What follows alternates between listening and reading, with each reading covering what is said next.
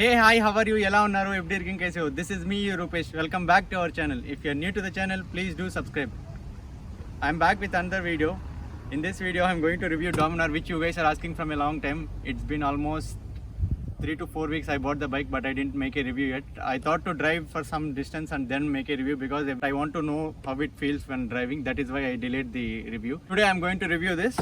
So before proceeding with the review, let's watch some cinematic shots. 3, 2, 1.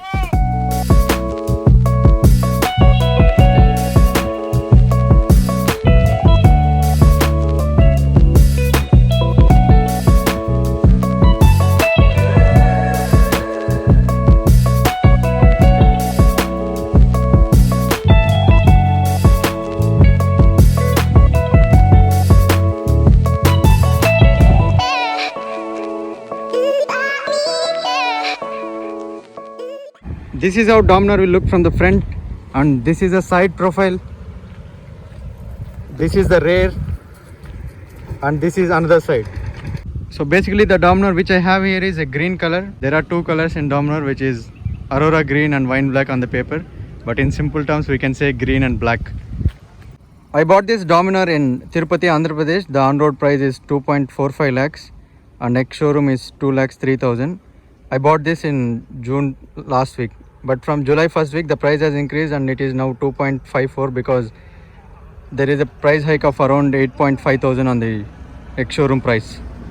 We'll start from the front. At the front, you get this MRF Rev C1 R17 110 by 70 radial tubeless tires. You can see from the side, these are the diamond cut alloy wheels and disc. It's 320 mm disc.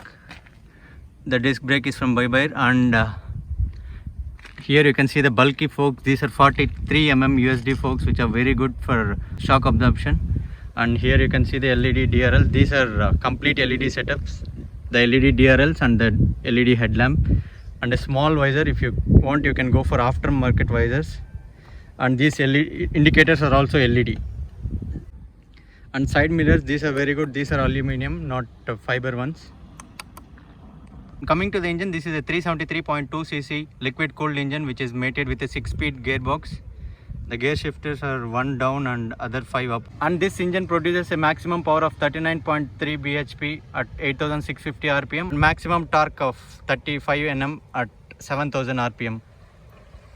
This is a single cylinder fuel injected engine with DOHC configuration which allowed Bajaj to extract maximum power from the engine. As I told, even though we say Dominar 400, the engine is 373.2cc. And now coming to the rear, here also we get radial tubeless tires from MRF Rev C1, and these are 150 by 60 R17 tires. Here also we get diamond cut alloy wheels, and indicators are also LED at the back as well. And even this backlight is LED as well. And here we get a night reflector. And coming to the exhaust, this is a dual exhaust system, and rear also we get 230 mm disc. So it's a dual channel ABS bike. Coming to the suspension, it is a gas charged monoshock suspension with 5 points. And as I told, the engine is a liquid cooled engine, so we have this coolant here, minimum and maximum. The wheelbase is 1453 mm and the seat height is 800 mm. Believe me, I am 5'7" and I can almost flat foot.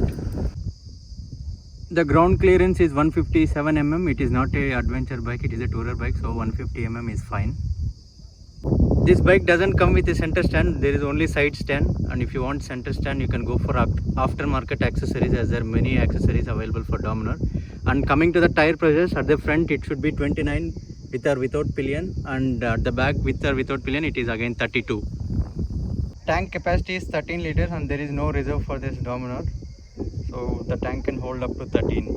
The claimed mileage from Bajaj is 28 km per liter, but on highways, if we drive in decent gear shifts and RPMs, you get around 32 or to 34. I'm right now getting in between 28 to 32. Coming to the seats, you get split seats, which are Bajaj trademark split seats, and the key is here. You need to just insert the key and push it. You can see there are bungee cords for keeping your luggage. Since it is a tourer, you get these bungee cords so that you can hang your luggage. and you get toolkit and also first aid kit. I have installed FlashX. If you want, I am leaving iCard above. You can watch the FlashX Dominar hazard lamp module. And you get this Dominar D badging on the rear seat. The front seat is quite comfortable for the rider, but the pillion seat is bit cramped. It is small, as you can see. And coming to the switches are very simple. We get on the left side the pass light, high beam, low beam switch, left and right turn indicators, horn, and on the right we get engine kill switch, the headlamp switch which is for LED DRL, and if we turn to the left the headlight will get switched on, and this is electric start. There is no kick start for the bike, there is only electric start. So Dominar comes with two consoles, one console here and the other console here. So here it will show gear shift indicator, odo, time. So this is the odo. We have this mode button and set button. We have 4 modes: odo, trip 1, trip 2 and info. The fourth mode, which is info, will be shown only when there is a error message or warning. So now I will pull down the side stand. You can see now it is showing info, and here it is showing side stand down. If I pull this up, the side stand message is done, and also the info is changing to odo. In odo, here you can see the odo reading, and here in the speedometer it will show dynamic fuel. If you press this set button, things will change. It is dynamic fuel. While driving it will show. Next it is gear and time, and then it is a service reminder. Ignore the service reminder because I did something for learning, so it went to 3988, but generally the service comes first 500 to 750 kilometers, or 4500 to 5000, and then 9500 to 10,000. I have pressed trip 1 here. You can see in trip 1 it will show average fuel consumption for the drive, average speed, time and distance to empty. So I have fuel full tank, so it is showing 387 kilometers. So I will be getting approximately 350 in city and highway combined. So here you can see it is showing trip 1 how many kilometers. Same in trip 2 as well. Same kilometers, average fuel consumption, average speed, trip time, and then total kilometers. So if you want the odo reading to be here, you can change it by pressing both M and S button at the same time. It will change to odo. And if you want to set time, keep it in trip 1. Press both buttons. Only set button was pressed, so the trip became 0. As you can see, it is blinking, so that means you can change the time. Just change it and press it, hold it, it will change time. Now the time is proper, it is 12:27 PM, so I had left it as it is. These are the indications which will be shown on the speedometer. This is ABS light. It will be continuously on if there is any error or before the ride is on. Once you ride, it will go off. Then here you will have the light switch. I'll switch on the engine and show. Then you will have this neutral button here. Then next to it you will have oil check 1. If there is any issue in the oil or engine, it will show. Then you will get this warning. So since the engine kill is on, it is showing as a warning. If I switch off it, that will go off. Now if I switch on, you can see the LED one. It will be always on because the DRL will be on always this side, and either headlight or DRL should be on, so it will be continuously glowing. And whenever there is a warning like side stand down or engine kill on or low fuel or any other error, it will display in the speedometer, and this alarm symbol will be glowing. So here this is a full tank. Once this is down to 2 bars, you will get a low fuel warning here, and then once this is in 1 bar, you will be having refuel warning here. So when there is low fuel warning or refuel warning, this will be continuously on here. And next to it is RPM limit, initially up to 2000 kilometers. If you cross 6500 RPM, it will be blinking, and if you cross 9500 RPM, it will continuously glow. Post 2000 kilometers, after 9500 kilometers, it will be glowing. We also have turn indicator indication in between oil check and alarm. I think you can observe the backlight for the switches is on. It will be always on. There is no option to switch them off. Let's listen to the horn now. This is a horn, and I'll show you the exhaust note as well. You can see the exhaust note. It's a bit bassy, but it sounds so good. The total weight of bike is 187 kgs. You can see the color is matte green. With sun rays falling on it, the color is even popping out and looking so good. It's July, but still it's very hot out here. I'll take the bike for a drive and let you know how is the riding experience. I already know the riding experience because I have driven more than 400 kilometers on this. I'll drive and explain you the drive features and other things. I'm taking the bike for a ride now. I'll tell you the riding experience and everything.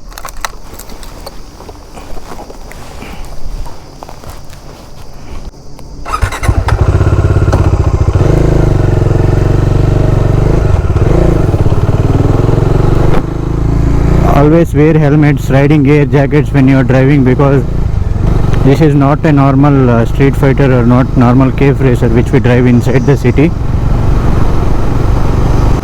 It is a proper tourer which comes under sports bike segment and a high cc bike, so we have to drive with proper riding gear.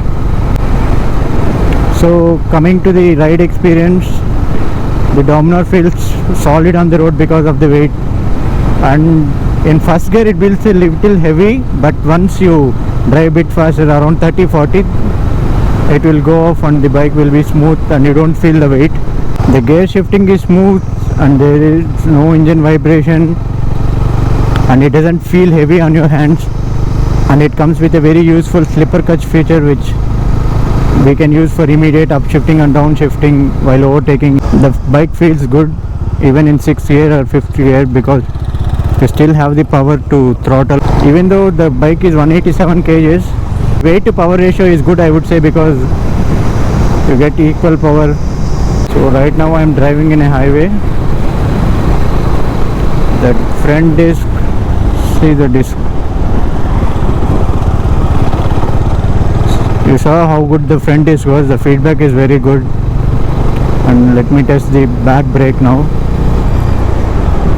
So back brake also it's quite good, but the feedback is not as great as compared to front disc, but it's okay.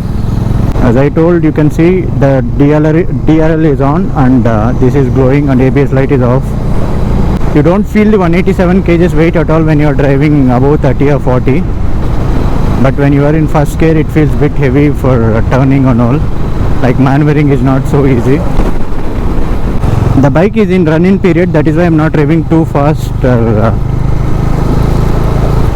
driving rash. I mean driving rash in the sense just revving up the RPM high in first 2-3 gears. I am not doing it.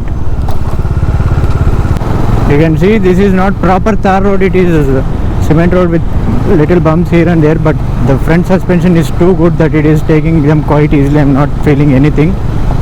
But when riding in speeds like 10 or 15, you may feel a little. So in higher speed, not higher speeds, in moderate speeds the bumps are good, and even higher speeds you will not feel anything, but in lower speeds you may feel the bump a little bit. So the 43mm suspension does its job quite well. So the highway part is almost done. I am inside the city. I'll show you the city experience, because highway ride it is a very good tourer, I should say. And city use, for proper city use it's not so great, because if you drive in first gear and second gear continuously, there will be pressure on the engine and engine will heat up quite easily because it's almost 400cc. Since it is a dual channel ABS, it's always better to use both brakes at the same time, so it will be good. That's it guys, that will be the review of Dominar 400. I'll close the ride and I'll tell you whether you should buy this bike or not. That is the review of Dominar specifications and ride experience. I didn't mention high speed anywhere because Indian roads are not meant for high speeding. You know, people will be crossing the roads without any knowledge on road safety, and also animals, they create a panic on the road coming from nowhere. So now the question is, should we buy Dominar? If you're looking for a bike in between 300 to 400cc and in price range of 2.5 lakhs, this is the best tourer you can get. I can assure you that, because I rode almost 450 kilometers and I'm using it for a month. I went on highways, I traveled on city traffic. I tested this in whatever way I can and I'm making this review. So if you are looking for a price range of 2.5 lakhs and looking for a tourer, definitely you can go for this. Don't listen to the rumors about engine blast and all. It was not for all the bikes and all bikes which are manufactured in different months. It is just for particular period in 2020. Now it's all fine. And also ECU update, it's very good. And in case if you are looking for any questions or information on Dominar, you can ping me in the comments or you can ping me on Instagram. I'll reply as soon as I can. If you guys enjoyed the video, please press the like button, and if you are new to the channel, definitely subscribe if you didn't subscribe it. So this is me, your Rupesh, signing off. Take care, bye bye. Catch you in the next video.